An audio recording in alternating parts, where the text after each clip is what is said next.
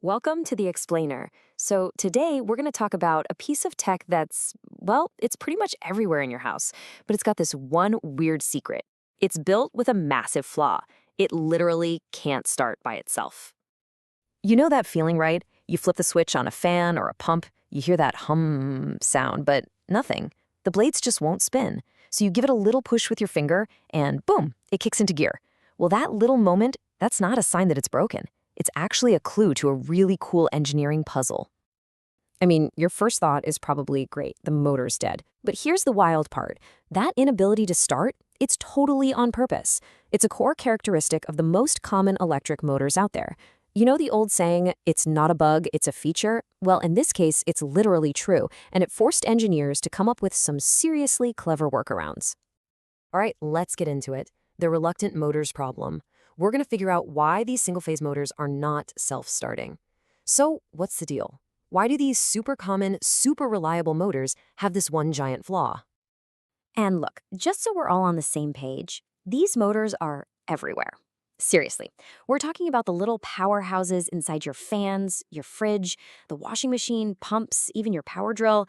They're kind of the invisible workhorses of our daily lives, just humming away in the background.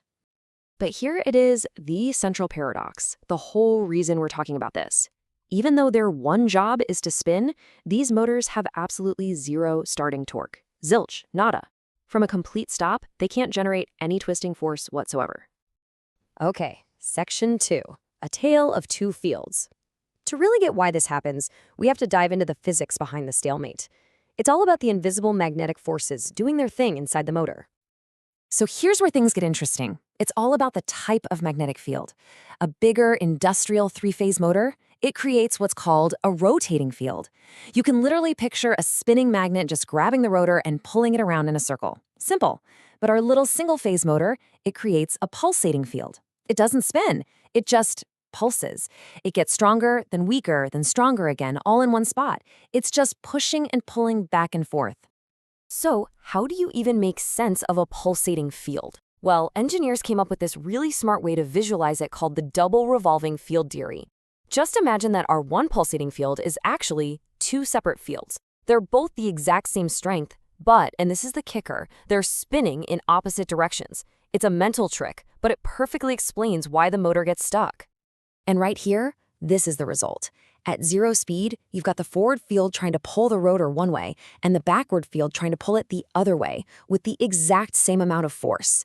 It is a perfect magnetic tug of war. And what happens in a perfect tug of war? Nothing moves. The result is zero neck torque. The motor is just stuck there, humming away, completely locked in place. All right, section 3, the two-phase trick. So if the motor is stuck in this magnetic tug of war, how in the world do we get it moving? Well, this is where the real genius comes in. Engineers figured out an ingenious little hack to get things going. And the solution is so elegant. Basically, you trick the motor. Just for a split second, right at startup, you make it behave like a totally different kind of motor, a two-phase motor. For that one critical moment, it becomes a machine that actually can create the rotating magnetic field it needs to start spinning. So how do you pull off this trick? It's basically a three-step move. First, you add a whole second starting winding inside the motor. Then, and this is the secret sauce, you make the electricity flowing through that new winding just a little bit out of sync with the main one. You create a time lag. When you do that, the two magnetic fields from the two windings combine, and together they create a real rotating magnetic field. And that's all it takes to break the stalemate and give the rotor the kick it needs to start. So, now we're on to section 4, how to start a motor. Because creating that time lag, that phase shift, is the whole game. And it turns out there are a few different recipes for doing it. Let's take a look at the different starting methods engineers came up with. Okay, first up is the most basic method, the split-phase motor. It's pretty straightforward. The starting winding is just made of a thinner wire than the main one. Because it's thinner, it has higher resistance. And that difference alone is enough to create a small time lag in the current. It doesn't create a huge amount of starting force, but for a lot of things, this weak starting torque is plenty. But what if you need a lot more oomph, for starting something heavy like an air compressor? That's where the capacitor start motor comes in. For this one, they add a capacitor to the starting circuit. And that little component makes a huge difference. It creates a much, much bigger phase shift, getting it really close to a perfect 90 degrees. The result? You get a ton of starting torque. It's the heavy lifter of the bunch. And this right here is a perfect real-world example. As the quote from SP Engine Academy says, "Sometime the ceiling fan is rotating slowly means the capacitor may fail. We can replace the capacitor."